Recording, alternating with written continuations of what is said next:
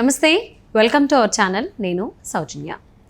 ఆదివారం రోజున చంద్రబాబు గారు అలాగే కూటమి నేతలు ఎవరైతే ఉన్నారో జనసేన అధినేత పవన్ కళ్యాణ్ అండ్ బీజేపీ అధ్యక్షులు ఏపీకి సంబంధించి పురంధేశ్వరి వీళ్ళు ముగ్గురు కలవడం జరిగింది. అంతేకాకుండా వీళ్ళు ముగ్గురు కూడా అండ్ ముఖ్యంగా చంద్రబాబు గారు ఈ ఏజెంట్లు ఎవరైతే ఉంటారో కౌంటింగ్ ఏజెంట్లు వాళ్ళందరికీ కూడా దిశానిర్దేశం చేశారు, టెలికాన్ఫరెన్స్ తీసుకున్నారు, చాలా అప్రమత్తం చేశారు అని చెప్పని మనకు తెలుస్తుంది. మరి అంశానికి సంబంధించి వారి విశ్లేషణని వారి అభిప్రాయాన్ని మనతో పంచుకోవడానికి ఈరోజు మనతో పాటు ఉన్నారు టీడీపీ స్పోక్స్ పర్సన్ సూర్యదేవర్లత గారు ఉన్నారు. వారితో మాట్లాడదాం. నమస్తే అండి. నమస్తే. సో టీడీపీ అధ్యక్షులు చంద్రబాబు గారు టీడీపీ క్యాడర్కి అలాగే ముఖ్యంగా ఈ కౌంటింగ్ ఏజెంట్లు ఎవరైతే ఉంటారో వాళ్ళందరికీ కూడా దిశానిర్దేశం చేశారు, చాలా అప్రమత్తంగా ఉండాలి అని. అండ్ బ్యాలెట్ ఓట్లకు సంబంధించి కూడా కోర్టు కూడా వెళ్ళడం జరిగింది. వైసీపీ వాళ్ళు వాటిని లెక్కించకుండా ఉండడం కోసం వాళ్ళు చాలా ప్రయత్నాలు చేస్తున్నారు అని కూడా చెప్పారు. సో చాలా వరకు ఎంత అప్రమత్తంగా ఉండాలనేది కూడా చాలా గైడ్ చేశారు. సో అండ్ కూటమి నేతలు కూడా పోలింగ్ అయిన తర్వాత మొట్టమొదటిసారి కలవడం జరిగింది. సో ఈ అంశం గురించి మీరు ఏమంటారు?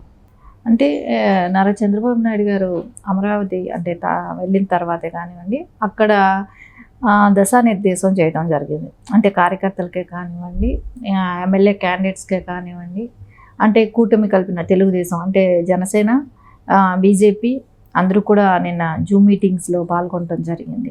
అంటే రేపు పొద్దున ఆడ కౌంటింగ్ దగ్గర ఉన్నప్పుడు ఆ ఏజెంట్స్కి ఉండే ఇబ్బందులే కానివ్వండి, దాని గురించి డిస్కస్ చేయటం, రేపు రిజల్ట్స్ వచ్చిన తర్వాత ఆర్ఓ దగ్గర నుంచి ఇది తీసుకున్న డిక్లరేషన్ ఫామ్ తీసుకున్నాకే మీరు బయట రావాలి, అప్పటి వరకు కూడా అప్రమత్తంగా ఉండాలి, ఎటు కూడా మీరు డిస్టర్బ్ అవ్వకండి. సో వైఎస్ఆర్సీపీ వాళ్ళు మిమ్మల్ని రెచ్చగొట్టే ద్వారానే చేసినా కూడా మీరు డిస్టర్బ్ అవ్వకండి, వాళ్ళు అల్లర్లు సృష్టించడానికి కూడా ప్రయత్నిస్తారు, మీరు కంట్రోల్గా ఉండటమే కానివ్వండి. అంటే ఇక్కడ మనం రెండు తేడాలు గమనించవచ్చు.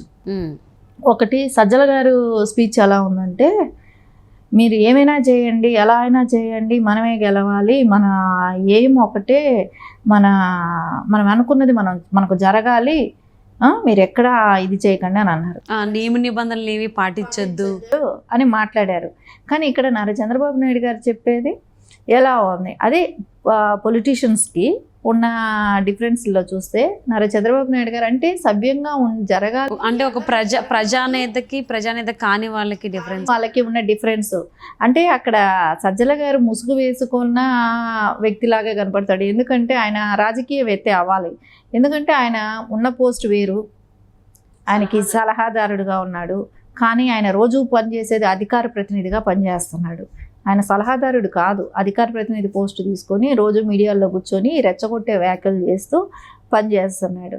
కానీ నారా చంద్రబాబు నాయుడు గారు ఏం చెప్తున్నారంటే, మీరు డిస్టర్బ్ అవ్వకండి ఎక్కడా కూడా.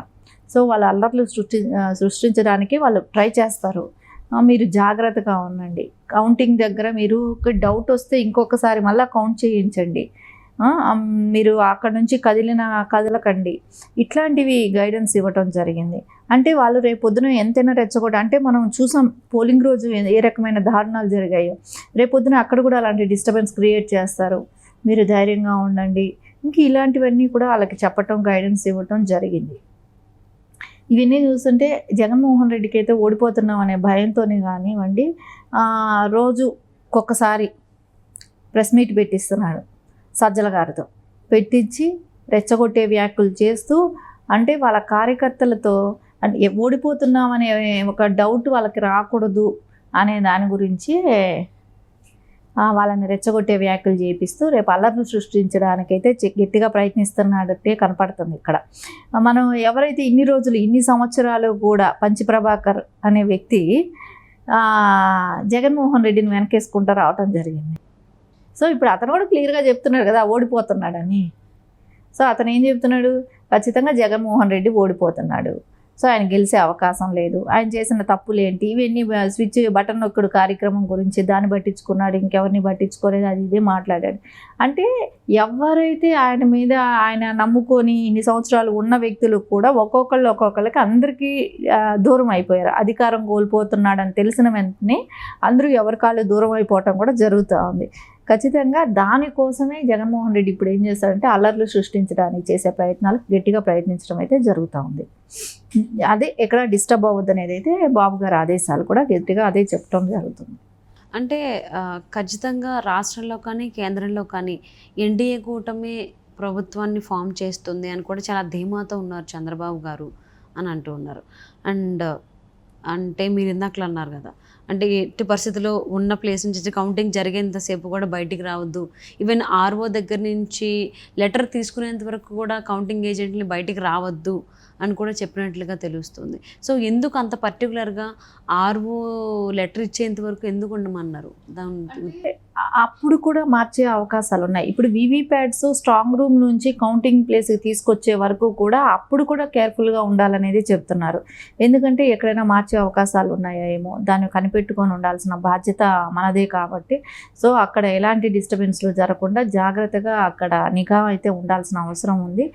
ఎందుకంటే గతంలో మనం ఇప్పుడు వీవీప్యాట్లనే సీసీ కెమెరాలు ఉన్నారా, ఒకవేళ మనం ఇక్కడ వాళ్ళు రికార్డ్ చేస్తున్నారా అనేది కూడా లెక్క చేయకుండా వాళ్ళు నేలకేసి కొట్టి పగలగొట్టిన వాళ్ళు రేపొద్దున ఇంకెన్నైనా అరాచకాలైనా చేస్తారు. సో మనం క్యాండిడేట్ అయిన పులివర్తి నాని గారి మీద ఏ రకమైన దాడి జరిగిందో కూడా మనం చూసాం. ఇలాంటి డిస్టర్బెన్స్ క్రియేట్ చేయటమే, లేకుంటే ఎవరికైనా ప్రాణహాని తలపెట్టడమే కానివ్వండి, మళ్ళీ బై ఎలక్షన్స్ వస్తాయని క్యాండిడేట్లను ఇబ్బంది పెట్టడమే కానివ్వండి, ఇవన్నీ కూడా చూస్తున్నాం కదా. ఓడిపోతున్నాం అన్నప్పుడు ఏ రకానికైనా దుర్మార్గానికైనా దిగటానికి సిద్ధమైపోయిన వైసీపీ వాళ్ళ ముందు. సో ఖచ్చితంగా మనం ఉండే జాగ్రత్తలో మనం ఉంటూ, అంటే రేపొద్దున ఆర్ఓ దగ్గర నుంచి వాళ్ళు డిక్లరేషన్ ఫామ్ తీసుకునే వరకైతే జాగ్రత్తగా ఉండాల్సిన బాధ్యత అయితే మన మీదే ఉంటుంది. మనం జాగ్రత్తగా ఉండాలి, కనిపెట్టుకొని చూసుకుంటూ ఉండాలనేది అయితే దిశానిర్దేశం చేయడం జరిగింది బాబు గారు. అంటే ఖచ్చితంగా వైసీపీ వాళ్ళు పోలింగ్ రోజున ఎలా అయితే దాడులకు దిగబడ్డారో ఇప్పుడు కౌంటింగ్ రోజు కూడా అలానే దాడులకు పాల్పడే అవకాశం ఉంది అని కూడా తెలుస్తుంది. సో దానికి సంబంధించి కౌంటింగ్ ఏజెంట్లు ఏ విధంగా అప్రమత్తం చేశారు? కౌంటింగ్ ఏజెంట్లని అయితే అంటే వాళ్ళు లోపలికి వెళ్ళేటప్పుడు సలహాలు ఇదే కానివ్వండి, అక్కడ నడుచుకునే పద్ధతులే కానివ్వండి, ఒకవేళ వాళ్ళు అక్కడికి డౌట్స్ వచ్చినాయంటే, అంటే కౌంటింగ్ దగ్గర ఏదో తేడా జరుగుతుంది అని ఒక డౌట్ వచ్చినా కూడా మళ్ళీ రీకౌంట్ అడగండి, సో మీరు రీకౌంట్ అడిగి మీరు మళ్ళీ పెట్టండి అనేటివి, ఇట్లాంటి సూచనలన్నీ కూడా ఇవ్వటం జరిగింది. మరి బ్యాలెట్ ఓట్స్కి సంబంధించి ఏ విధమైనటువంటి అంశాలు చర్యలు తీసుకోబోతున్నారు మీరు? ఏదైనా ఫైనల్ నిర్ణయం ఈసీదే.